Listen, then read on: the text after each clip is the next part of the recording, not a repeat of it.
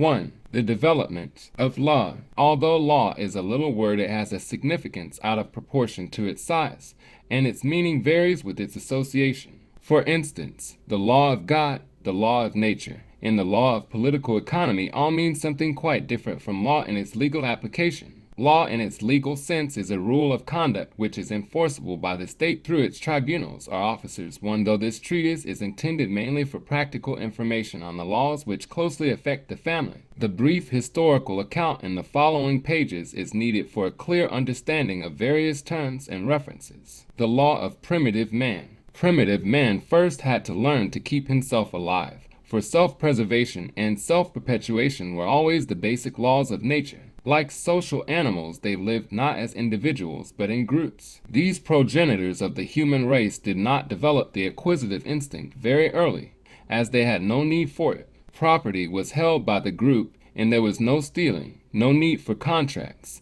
and no possible action arising from an injury to property or a violation of property rights. But gradually, certain rules of conduct were approved. Everyone was expected to act according to these rules or be ostracized, and in this way custom crystallized into the general law. Changes later came about when conduct that had been disapproved was accepted, or when conduct which had been accepted was disapproved. For law always follows approval or disapproval, and, as we find today, cannot go beyond public opinion. Early developments toward a legal system. The development of law is shown through the history of various civilizations which have tried, in one way or another, to promote justice. The first written expression that has come down to us of a desire to safeguard the welfare of the people and prevent the strong from oppressing the weak is contained in the Code of Hamirati. This was written upon stone and clay and set forth the rules of conduct in force in Babylon in 2000 BC. The Hebrews, through their priests as lawgivers, showed the influence of Babylon but went further in their desire for justice. To them righteousness was synonymous with justice, and so moral excellence and responsibility became the basis of their law. In the commandments, the best known part of Mosaic law, we find precepts which are the basis of our criminal law today, such as the admonition not to kill and not to steal, as well as other regulations that are a pattern for our conduct and are prescribed by social sanctions and legal restrictions. Development of the Roman system of law. During a period of 1,000 years, from 753 BC to 250 AD, the Romans developed a system of law which was called the Roman or civil law. It is one of the two great systems of unwritten law of the world, as contrasted with written or statute law. The other is the common law of England. Both are very important because the laws of every civilized nation in Europe and America are based upon one or the other of these systems. The Roman system was developed by a process of analysis of individual cases which then became the precedent in subsequent analogous cases. This careful weighing of facts resembled the techniques used in other professions that deal with human problems today, and it carried out the Roman idea of justice, which was a constant and perpetual willingness to render each one his right. For about 3 centuries after the conquest of England, Roman government and civilization flourished there, but when the Romans returned to defend Rome in the 5th century, internal struggles began. The Danes and Anglo-Saxons eventually conquered most of what is now England. Roman influence was displaced and Roman law was destroyed, though with various modifications this system was retained throughout continental Europe. The period of Anglo-Saxon Danish rule was marked by the growth of a great variety of local customs which were somewhat similar to law and were enforced after the Norman conquest.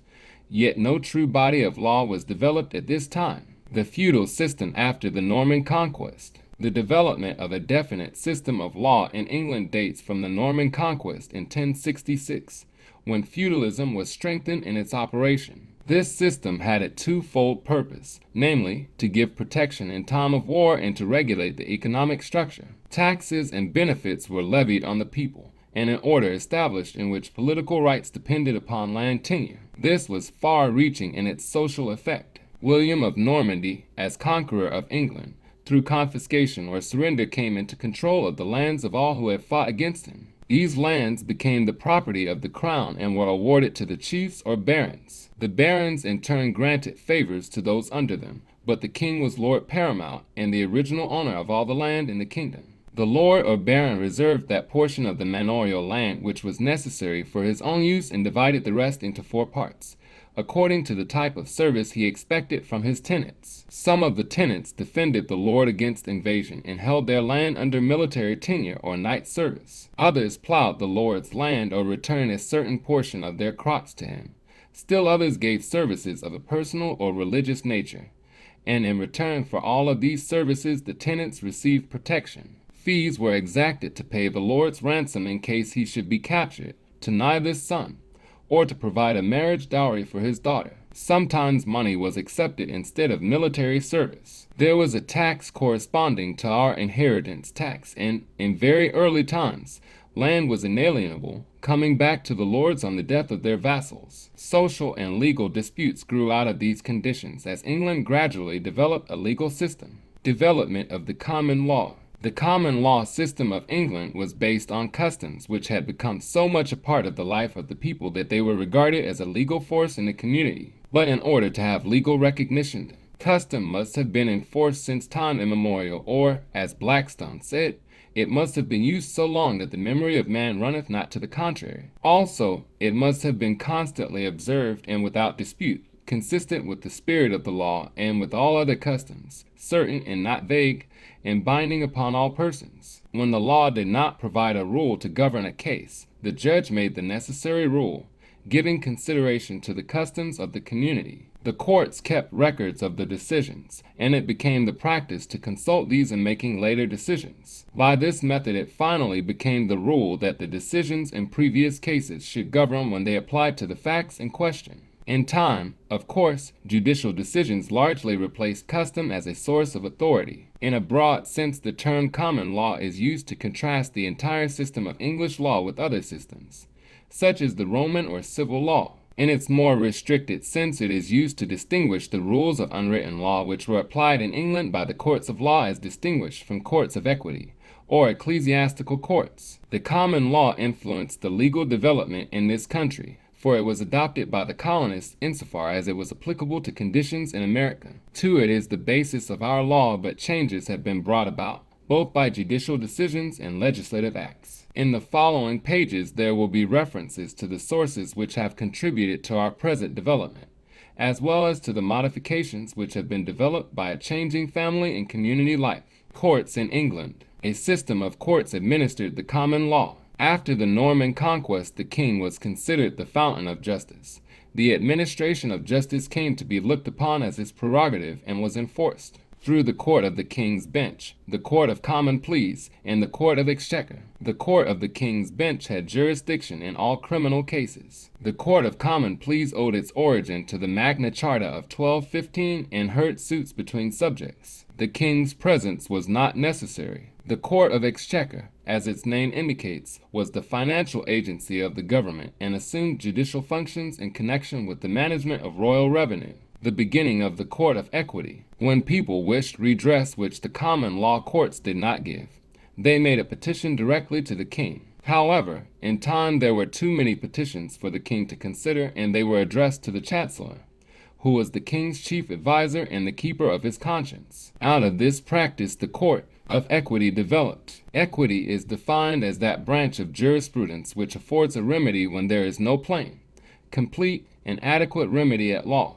It is evident that the English common law did not keep up with the idea of justice of the English people, and that it retained the impress of primitive times through many centuries. We can go back to the Roman lawgivers to find a precedent for the system of equity, for while the Romans had no separate courts, they were able to promote and control the entire legal development with equitable principles as the needs of a progressive civilization demanded. Reasons for its development. Although it is usually said that the Court of Equity was necessary because of the rigidity of the common law, as a matter of fact there were other forces that contributed to its growth. One was the jury system of the common law courts. These courts dealt with only two parties or sets of parties, as complicated cases involving many parties could not be handled by a jury. The relief given in these courts was not always adequate. For example, the common law recognized as the owner of property only the person who had the legal title to it in the form already established by the common law. If it conveyed title of land to B, his son, upon B's promise to allow the beneficial use of it,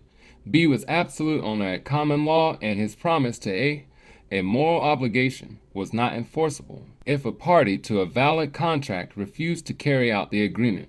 The only remedy which the injured party had at law was to sue for damages, which was often an inadequate compensation. For example, if the contract called for a specific house which was of particular value to the buyer, the payment of money would not satisfy him. At common law, he could not sue and obtain the particular house, but equity would grant the relief required and order the seller to execute and deliver the deed necessary to pass title, or, in other words, would grant specific performance of the contract, gradual progress to a definite system. At first, the chancellor decided all cases in accordance with his own idea of equity, which meant that he was not administering any particular system of law. Following this, there grew up the practice of looking at previous decisions in similar cases, as the common law courts had done, and principles were worked out which formed a basis for a system of rules for this court. Finally, certain maxims of equity evolved, and these are the foundation upon which equity jurisprudence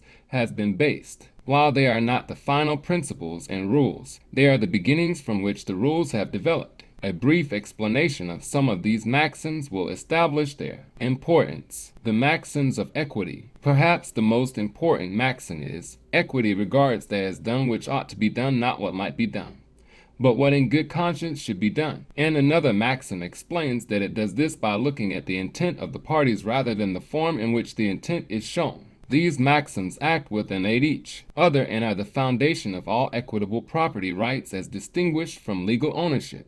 The maxim that equity will regard that as done which ought to be done is important, for it relates to the contracts of individuals, to deeds, and to the theory of uses and trusts which we shall see later became of great importance to women and their property rights. There is a very early case of Lady A, who, without joining her husband, sued her father-in-law to obtain specific performance of a certain covenant in her favor in the deed of settlement made upon her marriage. This would not have been possible at common law, and it shows the two most important functions of equity jurisprudence then known: the protection of the life, separate estate, and specific performance of a contract. Equity assists only the person who has a just claim, as expressed by the two familiar maxims. He who seeks equity must do equity, and one must come into court with clean hands. This means that if there is anything that should be done by the person asking for the remedy, he must be prepared to do it before expecting relief. There must be no iniquitous conduct in relation to the transaction in question.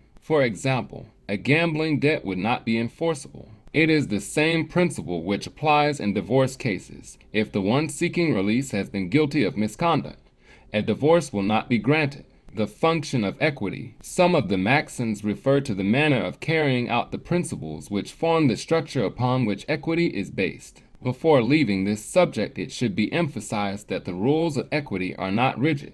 They are based upon the principles of justice, right, and duty as applied to the events and doings of society. These principles are applied by the courts to legal relations and have been made to assume a legal character without losing their essential ethical force. The Court of Equity in England existed as a separate tribunal for many centuries, but it finally disappeared there as it has in most of the states in this country. Tariff lines which divided common law and equity have been removed, and though the rules of procedure and remedies are still kept separate, the same court usually acts as a court of law and a court of equity, and the same judge enforces both legal and equitable remedies.